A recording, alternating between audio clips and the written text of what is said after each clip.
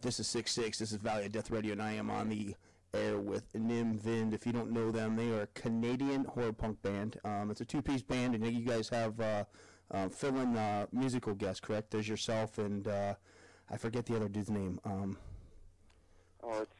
It's anyone willing to go with us. It was my other brother. For years, we were like a three brother band when we used to be called Mr. Underhill, and with also three brothers, and we did this other band, Vincent Black Shadow. It was my brother Rob's band that also had three brothers in it. And Nim Vind is just Nim Vind is basically it's me, like a solo project. Okay. But my brother Tony, who's played drums he's always played drums for it. So I guess it will be a two-piece that way if you looked at it. And then we get whoever's good and whoever's around. We have a pool of about, I would say, 5 or 6 guys that know the material that we can ask, depending on what we're doing. On the records, my brother Rob plays. I'll play bass on some stuff and so on. Let's talk about the direction your band has taken. You guys started out as a pretty much a traditional horror punk band, very Misfits sounding. But the new direction with Killing Saturday Night, we were just talking about it, and I want to get it down. A much more traditional, I don't want to say punk sound, but it's kind of like the new combination that's been happening with punk and rock, kind of like a Rise Against. We talked about Volbeat. Is that a direction you tried to take? Is it just trying to expand your sound? No. I'll tell you, I live in Vancouver, and the first time someone told me about horror punk, I was like, what the hell is horror punk? I've never heard of it. I've never even heard of it, right? And then from then on, I became, wherever I went, people would be like, oh, horror punk band, Nim Vind or whatever. I'd be like, oh, right on. I mean, I love horror punk. The bands in it are a blast. It's cool, but from the very beginning, I never set out to do anything other than whatever, just songs I thought were cool. Basically, I consider my music like kind of like psychotic. I don't know. Somebody told me the other day, they're like, your music's like kind of like psychotic pop. Like, if you took someone out of off their meds and said, hey, write a pop song, it might sound like that. Well, I mean, it's a combination for me of like everything I like. I love, like you just said, it's like punk. Like I love old doo-wop, and but like I said, I live so secluded from any sort of scene that my music kind of I'm kind of like stuck with my own direction, whether I like it or not. I have no one really to bounce off of, you know what I mean? Right. So direction-wise, it's just kind of like whatever my brain, whatever chemical imbalance my brain decides to take, whatever direction the imbalance is headed, that's the way the music starts to go, Right. The music industry has kind of changed with, record labels and bands doing their own recording and self-releasing, and just they're pretty much staying in camp and doing it themselves. Do you do that, or do you prefer having the traditional label backing, or is it something that I think it's actually going to the wayside because bands are just, a lot even bigger bands are just doing it themselves? Yeah, well, I mean, I had in Vincent Black Shadow, I got to see what the major label thing was, and I got to meet a lot of. I mean, Vincent Black Shadow was managed by Johnny Z, who's signed Metallica, right? So I got to talk to him a lot. He was a big Nim Vind fan, which was really cool. He helped me out with my Stillness Illness record quite a bit. But I've never been a guy from the very beginning when I started out. I wanted to be on a major label like everybody else. I went to the mall and they basically said, no, your music's garbage and you should just kill yourself and get lost, right? So seriously, I'm not. If I read you some of the stuff that I got sent back from these guys, even Johnny, when he tried to help me, gave me some stuff. I won't tell you from who, but like people in the business, he basically was like, here's how they feel about you. You know what I mean? And it was pretty just like, this music doesn't sell, nobody likes this kind of thing. We don't know why you're doing David Bowie covers. I'm like, even though David Bowie covers, what are you talking about? You know what I mean? Like, the guys that the business was not interested in me, right? Mm-hmm. And I had to pave my own road, or I couldn't do it, right? So from way back, you know, well, guys like now, like you just said, are kind of like, they're kind of going, well, now we're going solo because the industry's doing this, so we're going to put out stuff ourselves. I've never really looked at things that way because I never had an industry that was behind me. You know what I mean? Right. I had to always do it myself. So I've always been doing it myself, and I kind of came up with a system where I can go in, do my records, try to get them to sound as major and pro as I can. I have some amazing people willing to help me on that end. I got an awesome studio here in Vancouver, and a guy that's played on like Jay Leno to do all kind of, and he's played on Jay Leno. He's been on tours with like the Cult and shit. He's done all kinds of stuff. I do records with him. He helps me get the sound right. But I've always produced my own material. I've always been, you know, doing that whole thing. And then I find like labels that I think are cool to kind of work with overseas in terms of like licensing, right? Right. But even the tours I go there and do, for the most part, you know, I have an agent, but I'm on my own, right? Right. You're booking yourself and doing the whole thing, right? Well, overseas I have a booking agent, okay. Right? But I'm responsible for, like, it's not like I get to the airport and the label shows up and meets me. Right. There's not like a limo waiting to whisk you off to a hotel and all that. There's no limo waiting. Yeah. There's like a guy in a van going, well, here's all your shit, man. You know, I hope your tour does well. Here's your driver. He speaks German. Go for it. You know what I mean? Yeah, so there's not like 16 assistants handing you know, bottled water as soon as you get up and stuff like that. It's still pretty homegrown touring. No, man, and I'll tell you, you know, the funny thing is whenever we started playing bigger festivals, right? We started, like, we opened for Filter this past, like, last summer. Oh, that's awesome. Filter, the American band Filter, and then we played like the WGTG or WGT, whatever the fuck that thing is in Leipzig. We played the night with the Misfits and stuff, and we're doing all these shows that were pretty big shows out there, and everyone's got their own everything, crew, the whole thing, right? And we're the only guys showing up dragging our amps onto the stage by ourselves, you know what I mean? And everyone's kind of like, it just looks hilarious. Yeah, it's kind of surreal to see a band still doing it themselves nowadays, especially when, you know, like you said, like when you're opening for Filter and the Fitch, you expect a road crew and all that stuff.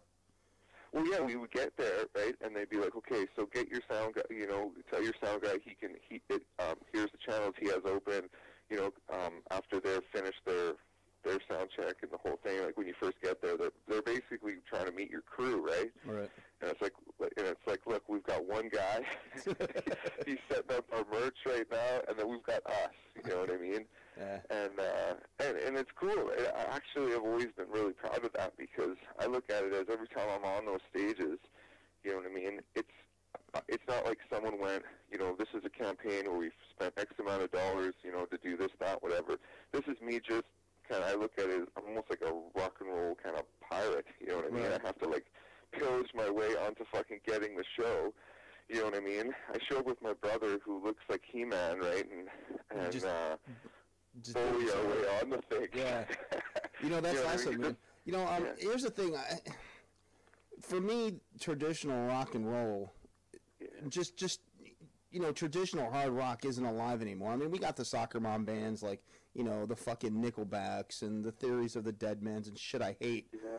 I mean, I'm more of a metalhead, but man, your stuff is it's pure rock and roll. It's just awesome, man. And I think there's a niche for you because there's a lack of that nowadays where it's just, you know, two guys playing great freaking music. Yeah, well, you know, I was saying that to someone the other day. I mean, that's why I still do it. I mean, like, there's less and less guys that do, like, male vocal music. I know that sounds kind of funny, but, like, the guys that are still singing are the guys you just mentioned. They're all from, like, the 604 record thing. That's from Vancouver, right? You know what I mean? Right. It doesn't sound anything like what I do, right? But, yeah, there's less and less guys. I mean, I just heard the latest Soundgarden song, but like those guys are from way back, right? You know, like those are older bands, and they're the only guys kind of doing the male kind of vocal thing.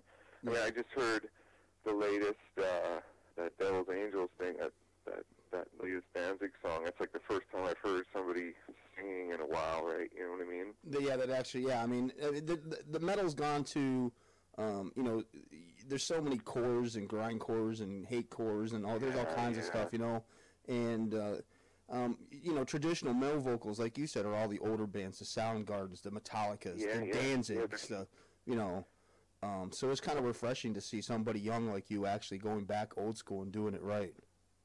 Well, part of that is that really does have to do with the business, because in older, I guess, for new bands to get noticed in such a gigantic, aggressive kind of marketplace where the bands that had got a foothold all came from the old radio days, where the radio forced you to like them pretty much. You know, if you were a guy working somewhere and there was a radio on, you heard maybe you hated Soundgarden, but after like the 200th time you heard the single, you finally went, oh, okay, I'll check this album out. You know what I mean?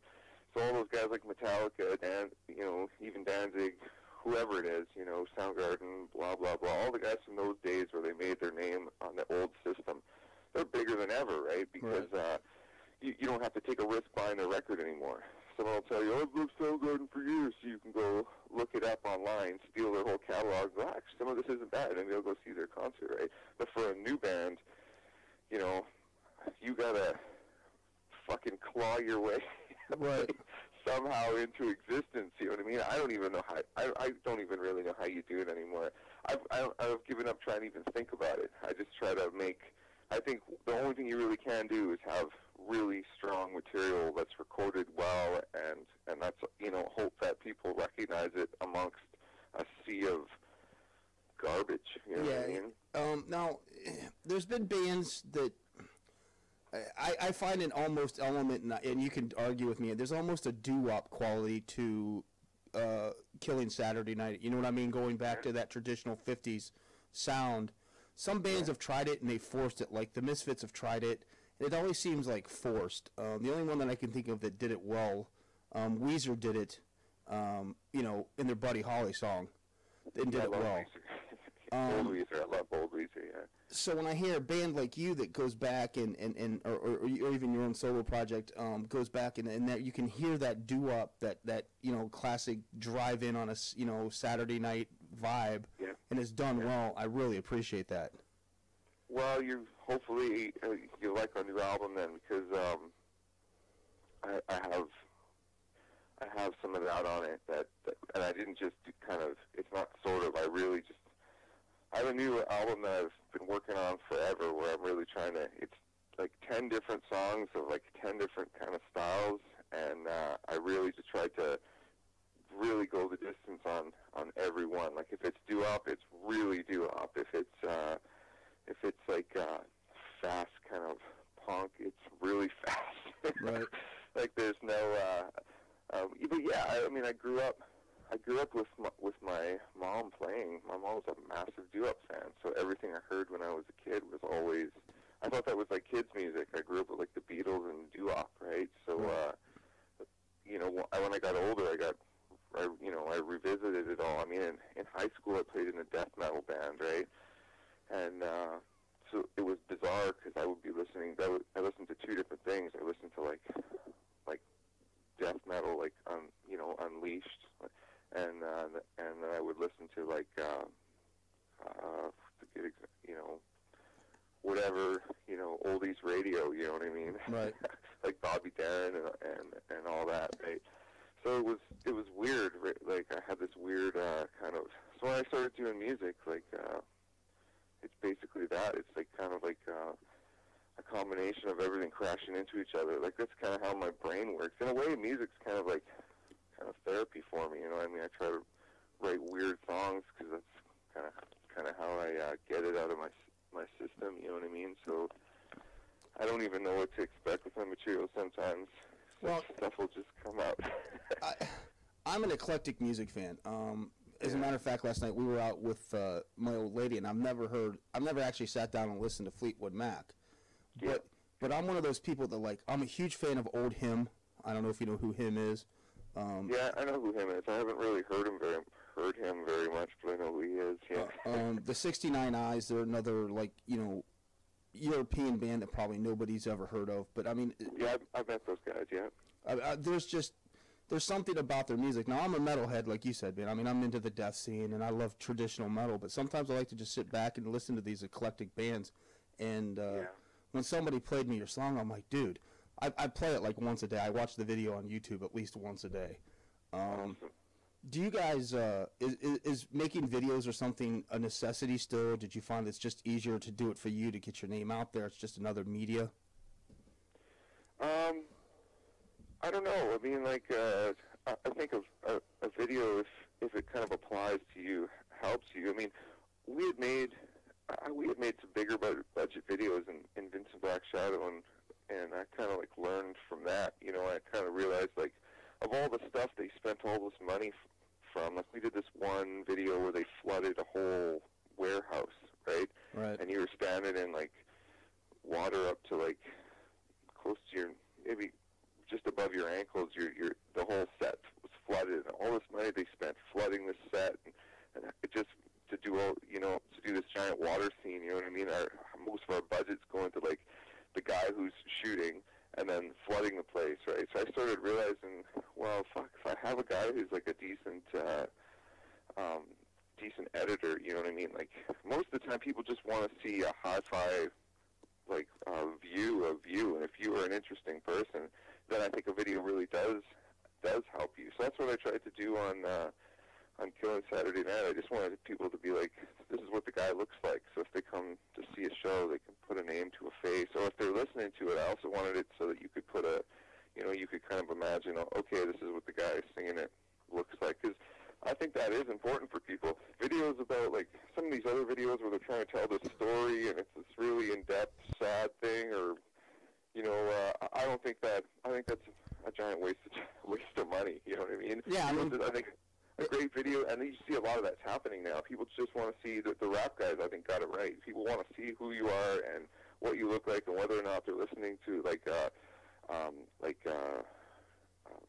they want to know basically who they're listening to so they can really get into it, you know what I mean? Yeah, it seems like the directors are, like, trying to push, like, there's a couple music videos and you win awards because they're like mini movies, and now every director wants to create the next, you know, fucking amazing video, you know what I mean? So yeah. So when I see something like your video and it's just you two in the room and you're walking up the street in some shots, it's bare bones, just breakdown perfect, man. You know? Yeah, it's just exactly what I just said. It's just I watched so many videos, was part of shoots where I was just thinking, do we really honestly need to owe this money to have this kind of thing happen? I mean, I'm proud of every video I've been in, right? I'm not putting those things down. I just think for me, I just wanted to have the basics of. I approach music the same way, right? Like, it sounds like everybody's like, your music's always really layered, your recordings are really layered, but believe it or not, they're not as layered as they seem, right? There's just, I guess, just maybe the part is kind of suggesting a lot more of the sound than there actually is sound there. You know what I mean? Right. Well, I'll do that.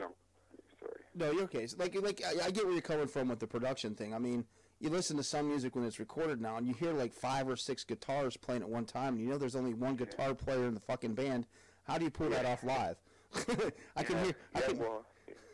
So I know what you mean. My brother says that to me quite a bit whenever I'm doing this, that, and the other. This latest record I just did is the most layered that I've done before. But again, it's only like the most you'll be listening to is 2 guitars, a bass, and where it's really layered is I have a lot of like a lot of vocals. There's a lot of singing going on, but I try to use my voice as an instrument on this record a lot too. So there's a lot of like, I guess you're just gonna have to hear it. There's a lot of just crazy stuff going on, but it's still the basic setup of a band. You know what I mean? Right.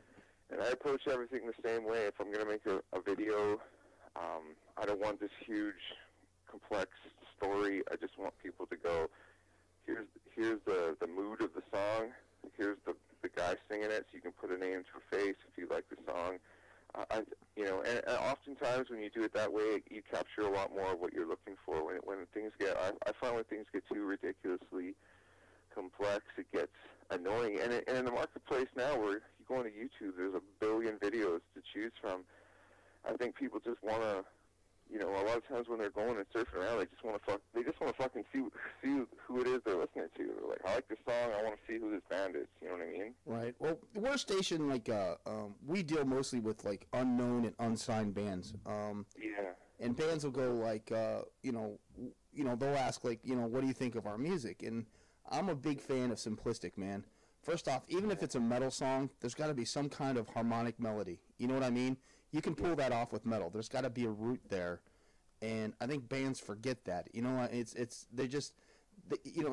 almost become like a Spinal Tap parody where, okay, 11 wasn't good enough, let's go to 20. You know what I mean? Yeah.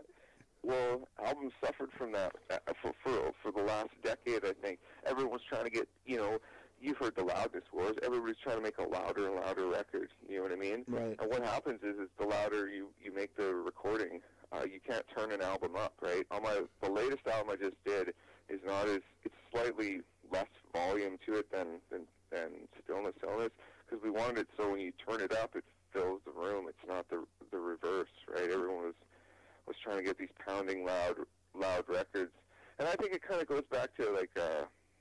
It's the same thing with what you were saying of all the genres or whatever. It starts to become like, we're going to start a screamcore band. So now we have to have the screamiest, whatever that even means, screamiest screamcore band.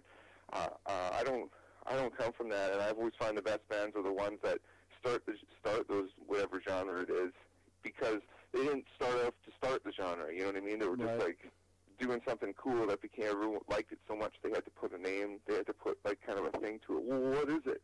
I don't, I got to tell my friend what it is. I like it so much. Okay, well this must be called like some sort of grindcore or emo core or screamcore or doo-wop core or whatever.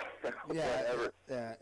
I get what you're saying. I mean, it's so just it's all metal's become almost like a parody of itself, and I still love it, and I love the music, but I don't care what you want to call it, man. It's still just metal, and I mean, I think breakdowns are like overdone now. I think that's big. So, the 10-minute breakdown in the middle of a song is a little ridiculous, but because it probably started somewhere great, right? Like the first band that did the long breakdown, was awesome. Then the 5,000 bands that went, that's a great idea, we got to do that, and then we got to name it, come up with a name, and all the bands that do these 10-minute breakdowns will all be put into a category, and then we'll make albums based around the 10-minute breakdown. And that's what I mean. Like, the best bands are the ones that did it without considering whether or not it was an idea that would help them. They just did it because they thought it was cool, right? Right. And nowadays, it's, I mean, part of it is social media. It's the ability for bands to put their music out there on YouTube. Yeah. Do you find that using these things helps you as a band? Or do you find that you do it because it's expected of you? You know what I mean? Do you think it really helps? Yeah, I do. I think it really helps starting out bands, for sure. Like, I even think when people, I used to really, at first I was really like, this whole business stealing songs is killing everything. And I still think it is to a degree, but maybe not as much as before, because I kind of think like it's kind of like, it's almost like a bit of a trade. Like, you may have 10 people steal your record, right? But you may have, out of those 10 people, maybe like 2 or 3 of them would have never, ever given it at the time of day, but because there's no risk for them, they'll kind of steal it and listen to it in a bit, and maybe they'll start to like it, and then they'll finally buy it, you know what I mean? So I kind of just think there's no easy answer for things, but in terms of social media and all that, yeah, I think it definitely helps the band, because it allows you to consolidate your fan base in a way you never were able to do it before if you didn't have a label. That's what that does for you, for sure. And like if you and I know that you guys make money off your albums and stuff, but to me, I'm an older guy. I remember the tape trading days of the '80s. And that's how bands like Metallica and Megadeth and Slayer became the bands they are, because you know, people did go buy the albums, but it was also the 10,000 illegal tapes that were floating around in the 80s that people gave out. Definitely, and if you were a bunch of like younger kids with no money, right, that grew into huge fans that were able to buy everything, you were probably one of those guys. You know, you get given a tape when you're younger, or a burnt CD or whatever it would be, or now you rip it online and you check it out. Yeah, that's you're probably like building fans out of that, right? Yeah, that's why I think it's not entirely a bad thing, and it's just that it's so easy to do now that even your fans that would have bought it before, when times are rougher, I think you run into the kind of mentality of, well, I'll buy it later, I'm just going to download it now, right? And then once they've heard it a bunch, they'll be like, yeah, fuck it, I'll buy the next one, you know what I mean? So that's where it kind of sucks for you, but maybe it all evens out in the end. You get fans you wouldn't have had before. Maybe the fans you do have, some of them steal it when they would have bought it, so... Right, and I look at it as a trade-off. You know, somebody may illegally download your music now, but that person that finds it and likes it is going to buy your T-shirt or is going to buy the concert ticket to come see you with, you know, the next album you put out. They may actually go buy. So I think that, like you said, there's some kind of trade-off. It'll balance itself out at the end. Yeah, I mean, the industry guys, the label guys are all going to always tell you that the industry's dying, that ruins them and the whole thing. And that's true to a degree, but it ruined their old system, right? In my opinion, as a musician, their old system needed to fucking die, man. I'm glad. The faster those guys die, the better. You know what I mean? Like, it wasn't about whether something was good anymore. It was whether it made sense with a marketing plan. And you had guys picking bands that were not music fans. You know what I mean? Like, well, this band's done well, so let's go out and sign 100 bands like it and hope that we can get kind of like a residual sale percentage out of them, based on these other guys' success. You know what I mean? I hate that. You know what I mean? Like the bands that were kind of real bands, like a band like Nirvana, kind of like fluked out, got super huge. The public kind of picked it, and then think of those. What happened with those guys? There was like maybe 1,000 bands that those labels went and found that sounded as much like them as they could get, and they just ran that down everyone's throat. And I get hated Nirvana, kind of, I get that, and it all comes in stages. It's been that way since music has become so predominant. I want to say since the 80s. Like, during the 80s, you had the hair metal bands like the Motley Crues, and then, the next thing you know, they're pulling bands out of, YZT out of New Jersey or wherever the fuck they came from. Yeah. And it's washed down and terrible. And then the grunge and the 90s with new metal, the Corns and stuff like that. So I get where you're coming from with that. It does. It seems like once they find one, record labels, they want the next 40 bands like that, and it's terrible, the next 40 bands. Yeah, because what happened was people got kind of wrecked. I think it kind of wrecked it for people in a way. What they were so bored of, like, the same predictable thing where, you have the 40 bands that come out, the radio plays the shit out of their single, you know what I mean? You only get the kind of the style of stuff you were getting was just getting so boring, so overdone, so like, really, is this the only thing out there? Like, give me a break. So then the internet comes along and makes it so all those people who want something different can go out and find it. Some of these guys are saying music doesn't sell anymore, and then I keep reading other stats where it sells better than it ever has. You know what I mean? It's just that it's spread across a huge board, and a lot of the sales that are happening are not being reported by these, like, companies that, I mean, just to report to SoundScan, you have to pay. You know what I mean? The system was set up to block everyone out, right? So, like, a guy like me comes along, and I'm not doing the status quo. Maybe they were telling me the truth. You have no hope in hell. Get lost. Go die. We don't even want you in our as any sort of competition, right? We just want everyone to go away except what we're going to promote, and hope every single person buys. I mean, think about that. To have success, you had to sell like over 1 million albums. I remember being told by that guy from Twisted Sister, like, if you sell 1 million records, you're going to owe $3 million. I'm like, well, who's making this system? Yeah, that sounds completely fucking crazy. You know what I mean? That you can't make money off 1 million units selling. I get to still be broke. I mean, or some guy suing you saying you owe him $3 million, and that's fucked, man. That's why, like, the faster all that system goes away, the better. You know what I mean? A guy on his own, maybe, like a guy like me that might be like if I can sell 10,000 records, I would be doing really great because it's all just me and my brother and my operation. You know what I mean? I have to work really hard and do all this stuff, and my album has to be awesome. You know what I mean? But that's great. My album should be awesome. I should be working hard. If I'm not, get lost. You know how many idiots I've met in bands that without their manager, they're this, they're that, they're a helpless boob. They will just forget to feed themselves and drop dead. You know what I mean? Right. I kind of started thinking, like, good, drop dead. You know what I mean? Like, if you're that stupid and you're that helpless, we don't need you. You know what I mean? Well, you know, and you're not lying. I mean, let's go back. Korn, or not Korn, but Slipknot just released a DVD about the anniversary of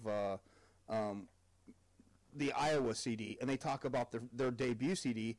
Them guys toured on that CD for 2 years. It sold millions of copies, and when they came home from tour and were getting ready to record Iowa, they're broke. And how is that? How does exactly? How do you tour for 2 years and sell a million of albums? And you come home and you're broke.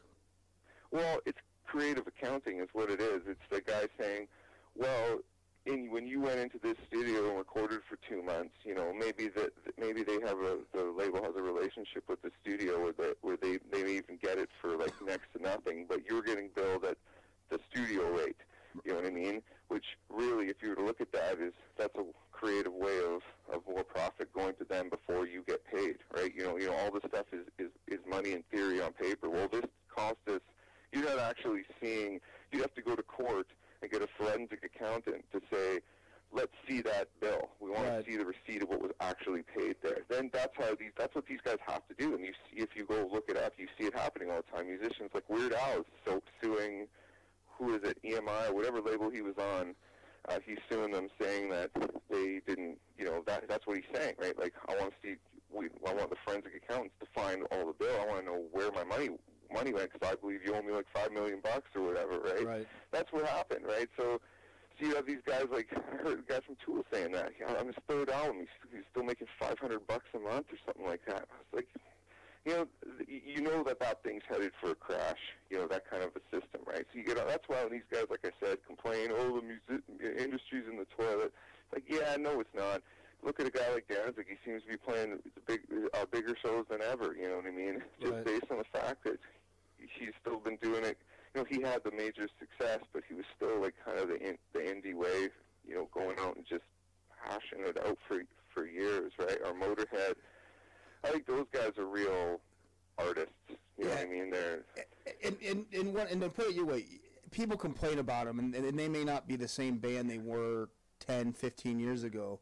But if you want to take an artist that did it right when they were hot, you got to look at like a band like Metallica.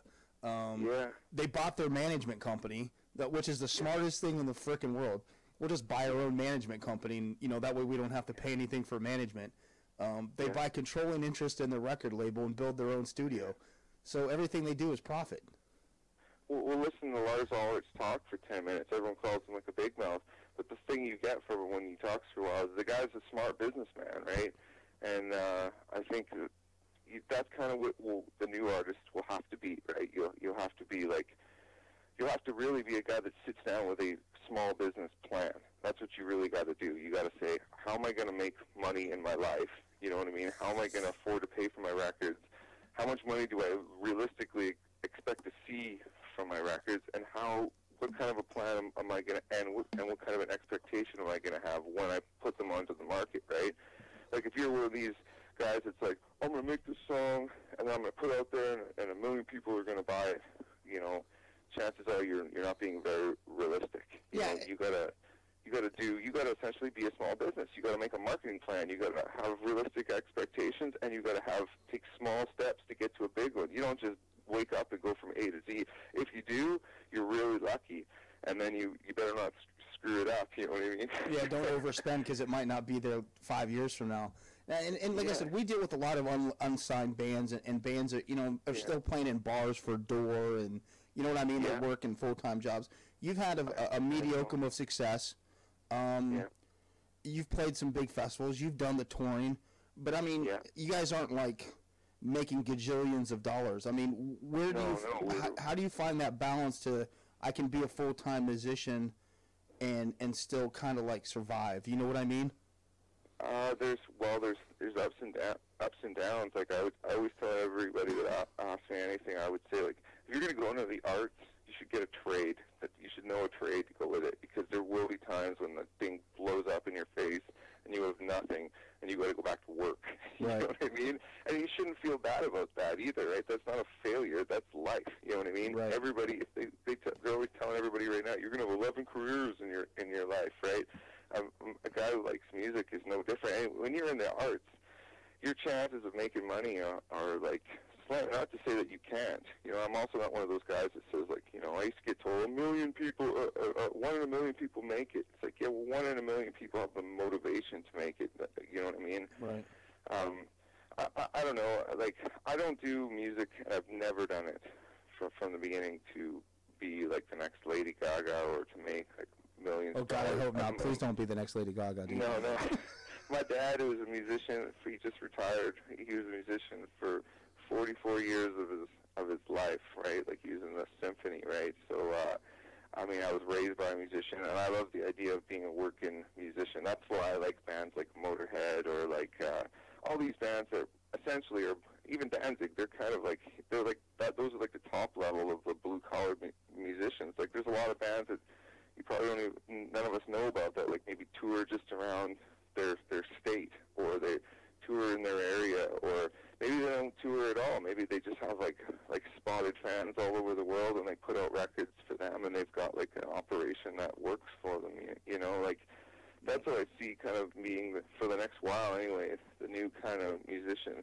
Those record labels are still desperately holding on to the idea of the big seller, but I think you'll see it less and less. That's why whenever anyone asks me, did you watch the Grammys or whatever it is? Is that what it's called, the Grammys, the music one? Yeah, I think so. Yeah, the big one. Yeah. Like, no, man, I didn't watch the Grammys. The Grammys is just whatever bands have sold well for them to a degree for the year, they put them on the Grammys to try to get another chunk of sales out of them, to be like, well, this did pretty well, so we stick this here, and we tell everybody to watch the Grammys, because, you know, everyone's going to be, you know, everyone needs to know what the best stuff is, and they want to watch the Grammys.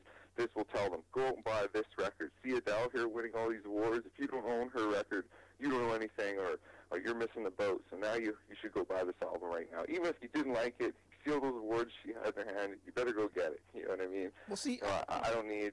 I have a problem with radio, too. Radio's like that, too. I mean, radio is absolutely fucking terrible.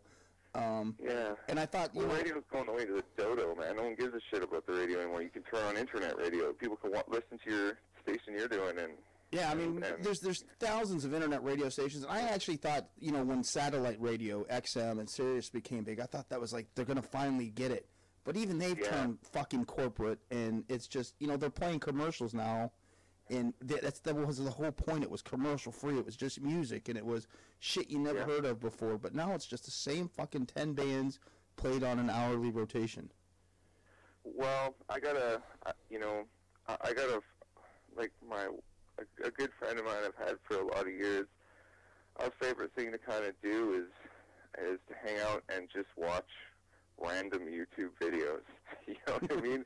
Just random stuff, everything from a cat flushing a toilet to like I found this band Ram the other day that I actually really liked. They kind of sound a bit like Judas Priest or whatever. Just find stuff, and I think there's a lot of people out there just doing that, just looking around for stuff, going, well, I really like, say, horror punk, right? That's what I do. You know, I do like the connotation of the name there. You know, someone looks it up and goes, oh, or these are all the bands I can check out in that, right? You know what I mean? And right. Maybe that, you know, they'll find my song that way. I don't know how most people find my music or whatever, but that's how I do it. I'll just check a bunch of stuff out, and if I see like a link to something, or so, a lot of times people will send me stuff like, check out this guy or whatever. That's kind of the new thing, and I think if you're just doing a good job, it may take you like 5 years of doing that, right? You know what I mean? Before people start to like go, oh fuck, I found this thing, it's pretty cool, so telling each other.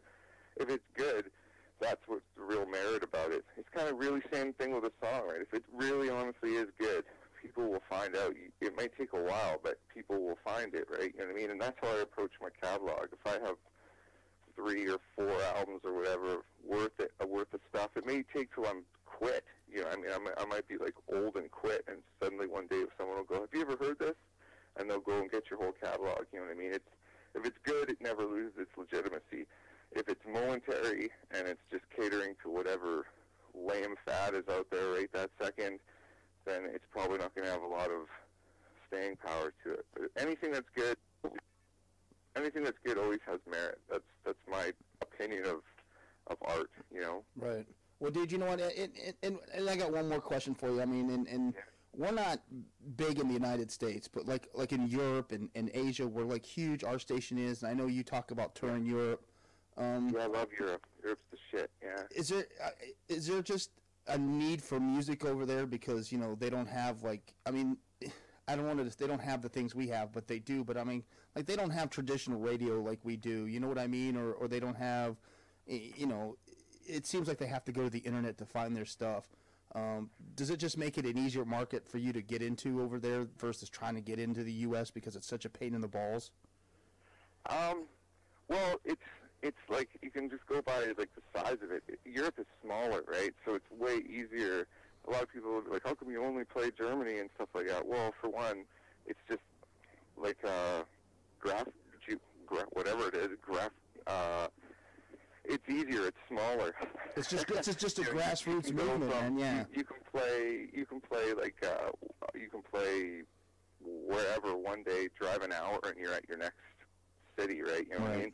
And I think also the rock and roll market is still kind of alive and well out there. I mean, it's still taking a beating like anything else is, and like the States is just bigger. It's harder to tour out there, and I think also the States maybe isn't as into rock and roll as Europe is right at this moment. I'm not really. I might be wrong about that. I'm not. No, really you're sure. not wrong. I think rap and R&B has kind of killed rock and roll in the United States. Traditional pop music is just it's garbage for me, but people seem to like it. Well, I don't know. I mean, people ask me that a lot. Like, is Europe better? I mean, I don't think it's better. It just seems like there's a lot more like festivals to play. There's a lot of smaller stuff that just doesn't happen in the States. Like, you can go play like rockabilly festivals. We played this festival and then you could play these like just bizarre festivals where there's no real like we played this thing called a Swamp Room Festival, and I don't even know if a festival like this could even happen in the States just based on rules, but when you're playing at, like, your set time is like 3:30 in the morning, and you're playing to like a packed room full of people that seem like they're all high on ecstasy, you know what I mean? Yeah, you couldn't get, I mean... It's the weirdest, the weirdest experience, yeah. Yeah, it would be, I mean, it's really hard to break in here, and I think everybody wants to hear the next big thing, but nobody's willing to support the smaller venues and smaller events to get the little guy over to the next big thing. But well, maybe that'll change over the next little while because more and more people are into smaller artists, and the new artists are just all going to be smaller artists because there's no way for them. Like I said, there's no way for you to be the next Metallica anymore. The only way you could be Metallica is if you had a label with huge market share. Like Metallica, didn't they say it was like 4% of radio play is Metallica? Yeah. I mean, like, when everyone listens to the radio during that time and they're getting played that much, that's how you get that big, right? Yeah, I remember that article. I think they said that no matter where you are, every minute of the day there's a Metallica song playing, like everywhere. And now think, like I was just saying, like if when that was when radio was the only place to get your music. If you got that much market share, how could you not be huge, right? You're going to be monstrously huge. And then now, for them, I think it still works in their favor that the internet is there, and so many people can find their albums because they can make so many new fans with no risk, right? They've already made their share of the market. Now, anybody going to a Metallica concert, well, I never even listened to Metallica, I never bought their album, say someone said that. They have no risk. They can download the whole thing, and maybe they'll become a new fan and go. That's why Metallica's selling out everything. They're bigger than they ever been. I'm a big Metallica fan, so that doesn't bother me, right? Right. But for there to be a new big Metallica, there would have to be that kind of monopolization of the market available to somebody. Yeah, and I don't. You know what I mean? Well, and here's my deal, and I don't want to keep harping on Metallica, but I mean, guys my age, like I'm 40. We were diehard fans, and we keep being fans as we progressively get older. It seems like with people younger than us, they change fads and they change interests so much that there's not that, Black Dahlia murder in Whitechapel is huge right now. But a guy in their 20s, when they're 40, I don't think is going to be still listening to Black Dahlia in Whitechapel, where we still listen to Metallica. You know what I mean? Yeah, I know exactly what you mean. I've tried to figure that out, why that is.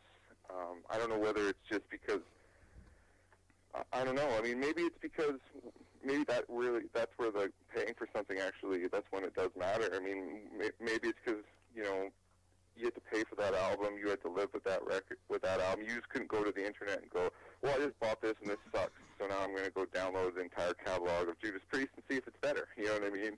You couldn't do that. You lived with the album until you knew every note of it, right?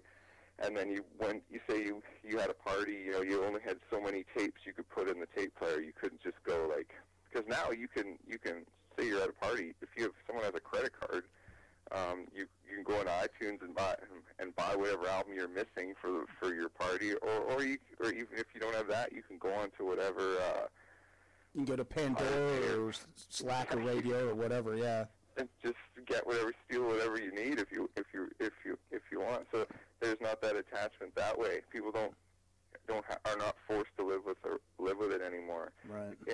And maybe because of that they don't make those life connections with it, because that's why you still Guns N' Roses and Metallica and all those songs are still huge.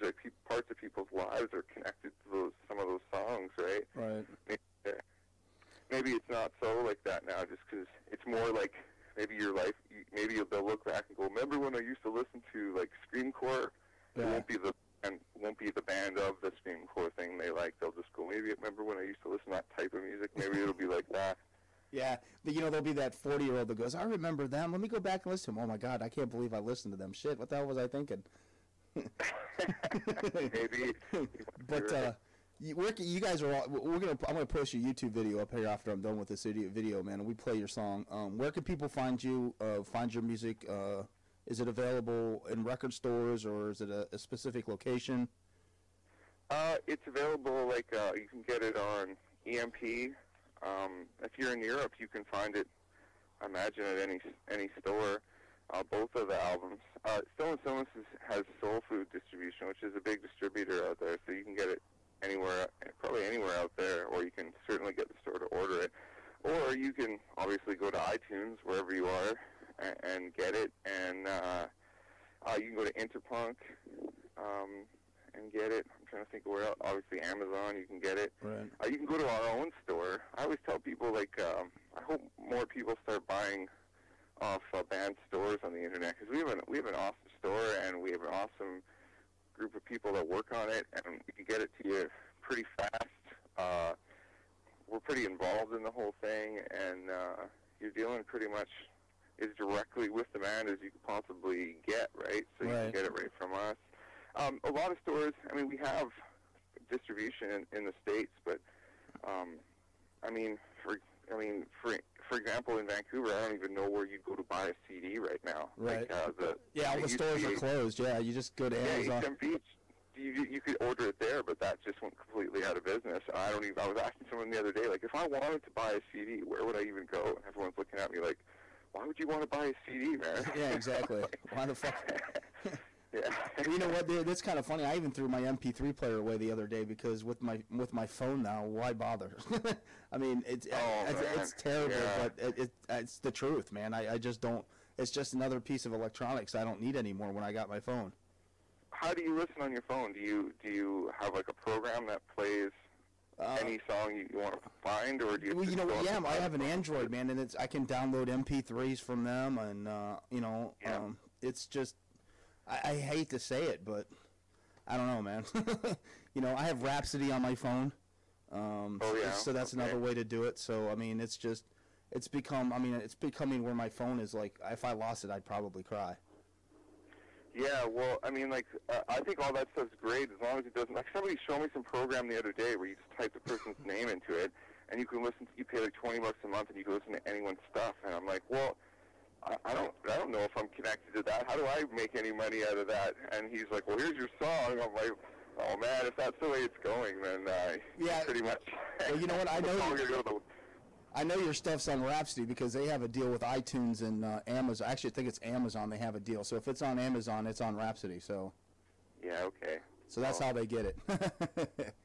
Right on. But dude, you're awesome, man. I'd love for you to come in one day when your schedule kind of clears up and eases up, and you can co-host a live show with me for a half hour or an hour.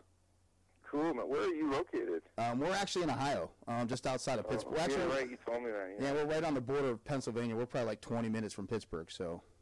You know, I'd love to, man. Every year we try to put together a U.S. tour, and we always have some really great offers, and then something comes up, and by the end of the year we're back in Europe again. Right. So at some point, we really want to tour the United States. It would be great. We have most of our sales, especially like most of our sales like on iTunes come from there. We have quite a large group of people that buy stuff from us from there. So it would be great to finally do a tour. We did one in 2006 and it was awesome. We played like the Key Club in LA and stuff but that was ages ago. We need to get there and get rocking for everybody quick. You know what I mean? Hopefully it'll happen for my new album. I hope people like my new album. It's fucking different as shit. I don't even know what to make of it. Well, dude, I'm definitely looking forward to that, man. I can't wait to hear it. Cool, man. I can't wait to get it out there, man. I'm almost done. All right, man. Well, dude, it was a pleasure talking with you, man, and, I'll keep in touch, man, and we'll get you back on, man. Even if you have to do the show over the phone, we can do that. Yeah. That would rule, man.